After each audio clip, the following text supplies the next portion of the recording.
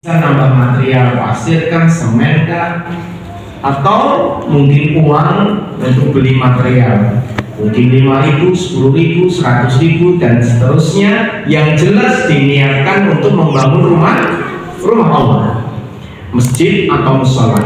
Maka insya Allah akan dibangunkan istana di surga. Nah, maka ibu-ibu lakukan. Ada teman kami dulu punya kebiasaan mencari musola atau masjid yang sedang direnovasi, sehingga kalau ada acara-acara mesti mampir sebentar, membantu rakyatan sini, karena janji Allah dan Rasulnya, meskipun membantu sebesar sarang burung, Allah akan ganti dengan istana di surga. Yang kedua, ibu bisa lakukan amal yang kedua, bukan membangun masjid atau musola, tapi mengerjakan sholat duha. Mengerjakan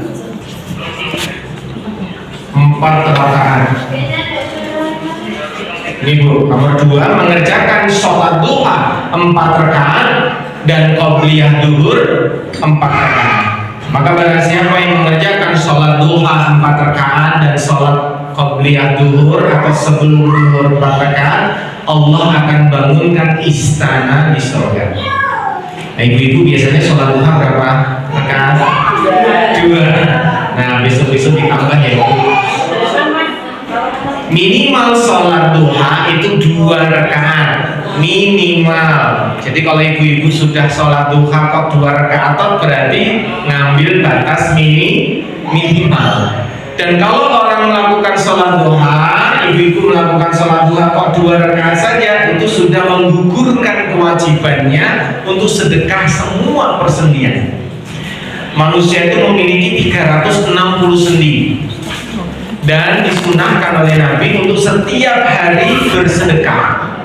Jika tidak mampu bersedekah setiap anggota tubuhnya, cukup dengan sholat duha 2 rakaat saja. Tapi kalau kita mengerjakan hanya 2 rakaat ini saja, berarti gugur kewajiban sedekah badan. Maka kalau kita ingin meraih istana di surga, tambah 2 rakaat lagi. Berarti berapa rakaat? 4 rakaat. 2 rakaat 1 salam, 2 rakaat 1 salam. Nah, berapa idealnya? Sebanyak-banyaknya. Biasanya yang mengerjakan sholat duha banyak waktunya 8 rakaat. Ada juga yang sering 12 rakaat. Kalau ulama sepakat tidak terbatas.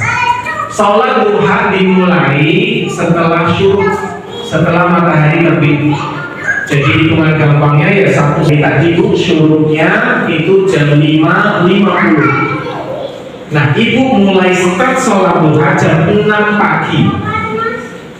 Sholat duha bisa dimulai kalau hari ini jam 6 pagi sampai jam 11 siang atau setengah jam sebelum duhur. Itu batas duha. Jadi batas duha itu setelah matahari terbit sampai menjelang duhur, ya setengah jam kurang. Dan qobliyah duhur 4 rakaat. Kalau buat ibu-ibu enak. Kenapa? Karena ibu-ibu sholatnya di rumah, sehingga bisa mengatur sendiri sholat sunnahnya.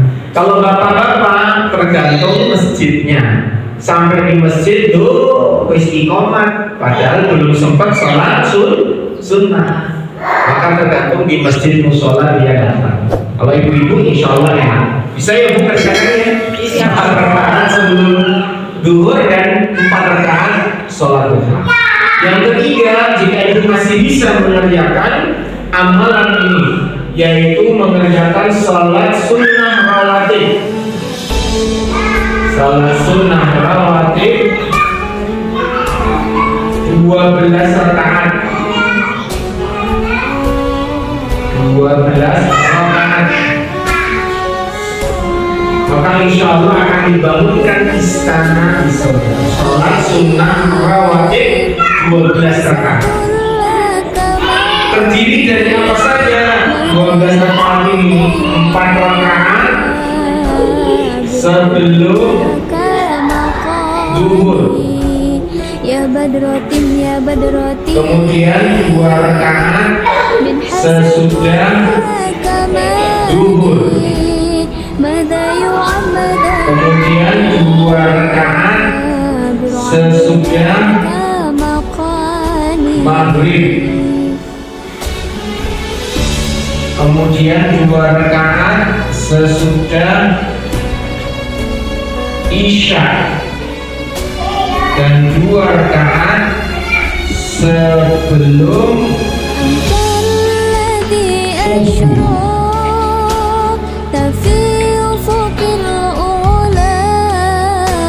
Berapa total Bu? 12 rakaat. Nah itu jaga sholat sunnah rawatib. Sholat sunnah rawatib itu sholat sunnah yang mengiringi sholat wajib.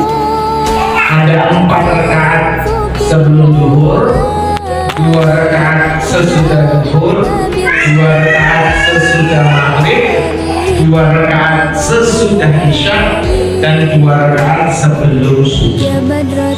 Jika mampu mengerjakan ini, insya Allah hari itu dibangunkan istana di surga Allah.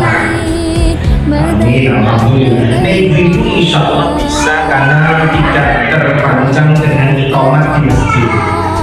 Karena ibu sholat di rumah, insya Allah bisa diatur sendiri. Ibu-ibu bisa mengerjakan dengan baik. Nah di antara semua sholat sunnah ini, kalau ibu kerepotan, misalkan nggak bisa mengerjakannya, jangan tinggalkan yang 2 rakaat sebelum subuh, karena pahalanya lebih baik daripada bumi dan seisi. Gampangnya kalau ibu nggak bisa sholat sunnah ini tidak apa-apa, nih jangan tinggalkan sholat sunnah sebelum subuh. Rasulullah dan para sahabat tidak pernah meninggalkan 2 rakaat sebelum subuh meskipun kesiangan. Saya ulangi, meskipun kesiangan. Nah, Rasulullah pernah bersama sahabat sedang safar perjalanan. Kalau di dalam safar itu disunahkan tidak mengerjakan sholat qobliyah ba'diyah. Safar yaitu mudik. Ibu biasanya kalau safar perjalanan keluar kota, ibu tidak usah mengerjakan sholat sunnah. Kerjakan yang wajib, apalagi biasanya di jamak dan di qasar. Wis di jamak, di qasar, maka tidak ada qobliyah dan ba'diyah. Tapi khusus yang subuh selalu iringi dengan sholat sunnah. Karena kalau subuh biasanya agak longgar. Nah ini nomor 1, 2, dan 3 bisa dikerjakan. Nah bagaimana Pak Ustadz kalau nomor 2 dan 3 tidak bisa mengerjakan karena lagi berhalangan? Betul ya Bu? Tidak bisa sholat Pak Ustadz, lagi datang bulan. Maka kerjakan amalan yang keempat. Amal soleh yang bisa melejitkan pahala dan meraih istana di surga. Nomor 4 yaitu membaca surat Al-Ikhlas. Baca surat Al-Ikhlas Qulhu 10 kali. Baca surat Al-Ikhlas 10 kali. Maka barang siapa yang membaca surat Al-Ikhlas 10 kali, Allah akan bangunkan istana di surga untuknya. Masya Allah. Baca 10 kali Al-Ikhlas. Nah, yuk ibu-ibu kita sekarang baca surat Al-Ikhlas 10 kali ya. Moga-moga siang hari ini kita dibangunkan istana di surga oleh Allah Ta'ala. Yuk bareng-bareng baca surat Al-Ikhlas. Mulai. Bismillahirrahmanirrahim. Qul huwallahu ahad, Allahus samad, lam yalid wa lam yulad wa lam yakul lahu kufuwan ahad. Bismillahirrahmanirrahim. Qul huwallahu ahad, Allahus samad, lam yalid wa lam yulad wa lam yakul lahu kufuwan ahad. Bismillahirrahmanirrahim. Qul huwallahu ahad, Allahus samad, lam yalid wa lam yulad wa lam yakul lahu kufuwan ahad. Semoga kita semua, amin. Nah, baca surat Al-Ikhlas ini waktunya bebas. Boleh sebelum sholat, sambil nunggu sholat baca ini. Boleh sesudah sholat, tambahan zikir. boleh sambil jalan, boleh sambil naik kendaraan, boleh sambil berdiri, duduk, berbaring, baca 10 kali. Insya Allah akan dibangunkan istana di surga. Amin. Yang kelima, ibu bapak, ada amalan untuk kita bisa mendapatkan istana di surga, yaitu meninggalkan perdebatan, meninggalkan debat, meskipun benar, meskipun benar. Artinya kalau kita sedang berdebat sama orang lain, wis terasa dilayani, mending ngalah. Sehingga tahu kapan orang Jawa sing waras ngalah. Jadi ya benar, tapi daripada debat wis tinggal wae. Maka siapa yang meninggalkan perdebatan meskipun dia benar, maka Rasulullah menjamin untuknya dibangunkan istana di surga. Nah seringkali ibu debat sama siapa? Suami. Sama suami. Awis tinggal wae. Gawe apa? Gawe tinggal karo apa? Kopi ya. Insyaallah wis rampung. Rasa kakean debat. Meskipun benar, kita akan mendapatkan istana di surga. Yang kelima, ibu-ibu di saat yang enam, yaitu meninggalkan dusta, meninggalkan dusta, bohong, meskipun dalam bercanda. Nah ibu, jadi meninggalkan dusta meskipun dalam bercanda. Artinya barang siapa yang bisa meninggalkan kedustaan, orang ngapusi, orang gorok, meskipun sedang bercanda, maka Rasulullah menjamin untuknya istana di surga. Hari ini tuh banyak orang kadang bercanda. Nah kadang candanya tidak benar alias ngapusi. Apalagi hari ini era media sosial, ada hula syarikalah. La ilaha illallah.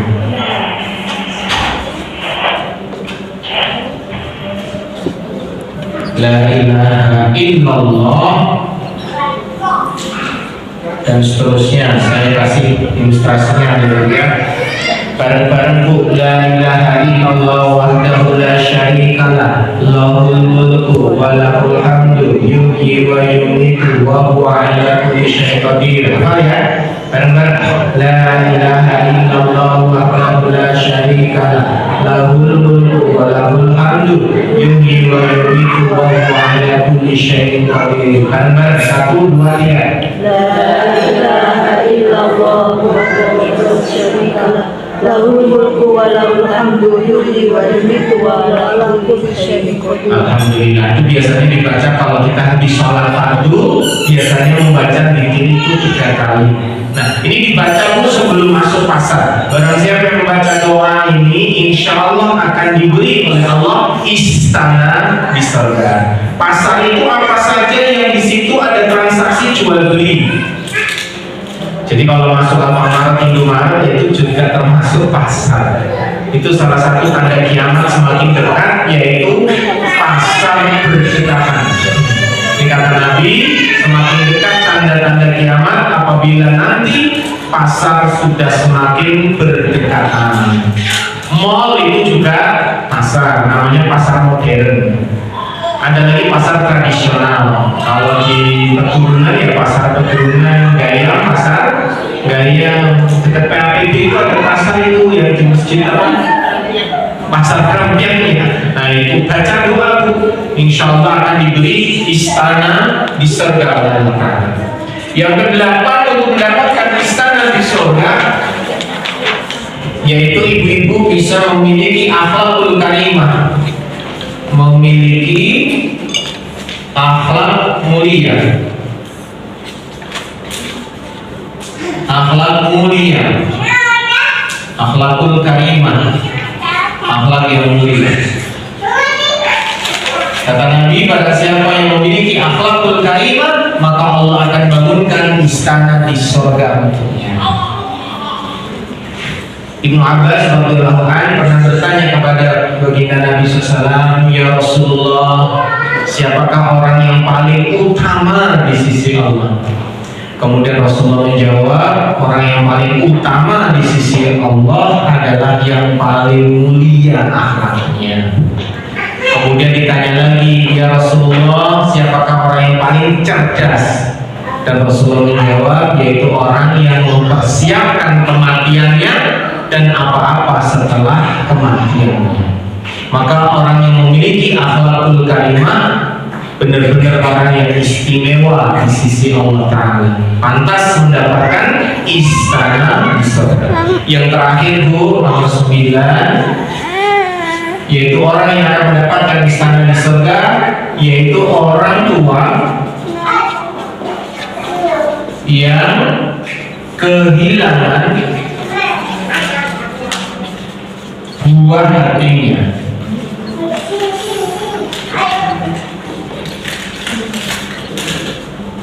Buah hatinya. Buah hati itu siapa Bu? Anak kecil, anak balita, anak kecil. Orang tua yang kehilangan buah hatinya, anak kecil, kemudian mengucapkan hamdalah dan istirja. Mengucapkan hamdalah dan istirja, maka Allah akan bangunkan istana di surga. Hamdalah itu gimana? Alhamdulillah. Istirja, inna lillahi wa inna ilaihi raji'un. Contoh Bu, anaknya sedang sakit, diopnam di rumah sakit, di ruang ICU misalnya. Kemudian dokter menemui orang tua tersebut dan mengatakan, Bapak, Ibu yang sabar, karena putra Bapak tidak bisa terselamatkan, alias meninggal dunia. Maka orang tua itu mengetahui berita kematian anaknya, kok dia mengucapkan Alhamdulillah dan kemudian mengucapkan Inna lillah wa inna ilaihi raji'un, maka Allah akan bangunkan istana di surga untuknya, dan istana itu diberi nama Baitul Hamdi. Diberi nama Baitul Hamdi. Baitul Hamdi, rumah pujian. Sulit ya Bu ya mengucapkan Alhamdulillah. Wong anaknya mati kok malah Alhamdulillah. Ini tidak lazim karena memang untuk orang-orang yang khusus kehilangan buah hati, tidak untuk yang lain. Misalkan bujune mati, Alhamdulillah. Wah, parah. Dan ini anak kecil ya Bu, nek anaknya wis kuliah atau anaknya sudah kerja keluarga kok meninggal, nggak bisa dengan kalimat ini. Cukup dengan istirja saja, inna lillahi wa inna ilaihi raji'un. Tapi kalau itu buah hati, berarti belum balik, cirinya belum balik. Kenapa? Karena anak-anak kecil yang mereka diambil oleh Allah ahli surga semua. Contoh yang pada di sana itu masih balita semua itu. Kenapa? Belum ada catatan amalnya. Ibu, ada 3 kondisi manusia tidak memiliki catatan amal, alias rokib atid gak nyatet. 1, saat anak itu masih kecil, belum balik, maka rokib atid belum mencatat. Mereka belum ada malaikat dari Allah. Jika ibu tidak dalam kondisi menstruasi, alias bisa sholat, kerjakan yang ini. Kalau ini tidak bisa karena sedang lagi haid, ya sudah, jangan lupa baca surat Al-Ikhlas. Nah, kalau ketemu orang yang ngajak debat, ya tinggalkan saja. Terus kurangi bercanda, apalagi candaan di situ ada kedustaan, tolong dijaga. Lebih baik kita diam daripada ngomong tapi malah salah atau dusta. Dan ibu-ibu bisa ya melakukan hal-hal yang luar biasa untuk menjadi pribadi yang salehah, menjadi pribadi yang memiliki akhlakul karimah. Kalau yang nomor 9 ini khusus, karena ini kejadian khusus yang tidak bisa kita ciptakan. Kan nggak mungkin anaknya dipateni kan. Ini bukan amalan tapi kondisi spesial yang memang Allah ambil buah hatinya. Kok dia memuji Allah, maka dibangunkan istana yang bergelar Baitul Hamdi. Maka kalau ada ibu-ibu yang pernah mungkin keguguran, anaknya belum sampai lahir, bersyukurlah, karena itu menjadi tabungan hingga ke surga nantinya. Apabila punya anak kecil yang dulu belum sampai dewasa meninggal, bersyukurlah, karena Allah jadikan itu sebagai wasilah untuk mendapatkan surganya Allah. Demikian ibu-ibu sekalian, motivasi ibadah untuk ibu-ibu sekalian bisa amalkan, dikerjakan. Syukur setelah ini disampaikan kepada suami, ya supaya bisa melakukan hal yang sama. Maka insya Allah tidak hanya dibangunkan istana di surga, Allah akan berkahi keluarga kita, Allah akan rahmati keluarga kita, Allah akan lapangkan rizkinya, Allah akan mudahkan semua urusannya. Yang terakhir, Allah berfirman, "Qul in kuntum tuhibbunallaha fattabi'uni yuhibbukumullah wa yaghfir lakum dzunubakum wallahu ghafurur rahim." Surat Al-Imran ayat 31. Allah berfirman, "Wahai Muhammad, katakan kepada mereka, siapa orang-orang yang beriman, jika kalian mencintai Allah, maka ikutilah aku," kata Rasulullah. "Barang siapa yang mengikutiku, maka Allah akan mencintaimu, dan Allah akan mengampuni dosa-dosa kamu sekalian. Sesungguhnya Allah Maha Pengampun lagi Maha Penyayang." Maka ayo hidupkan sunnah, ikuti Rasulullah. Insya Allah hidup kita akan berkah, dan keberkahan itu akan mendatangkan kebaikan, kebaikan akan mendekatkan kepada surga. Moga-moga Allah memanjangkan umur Bapak Ibu sekalian. Moga-moga Allah memberkahi usia ibu-ibu sekalian. Moga-moga Allah Ta'ala menganugerahkan kepada kita kelak kehidupan yang insya Allah hidup yang bahagia di dunia, hidup bahagia di akhirat sana nantinya, kekal selama-lamanya di surga Allah Subhanahu wa Ta'ala. Demikian, moga-moga bermanfaat buat ibu-ibu sekalian. Barakallahu fikum. Allah a'lam bishawab. Wabillahi taufiq wal hidayah. Assalamualaikum warahmatullahi wabarakatuh. Waalaikumsalam warahmatullahi wabarakatuh.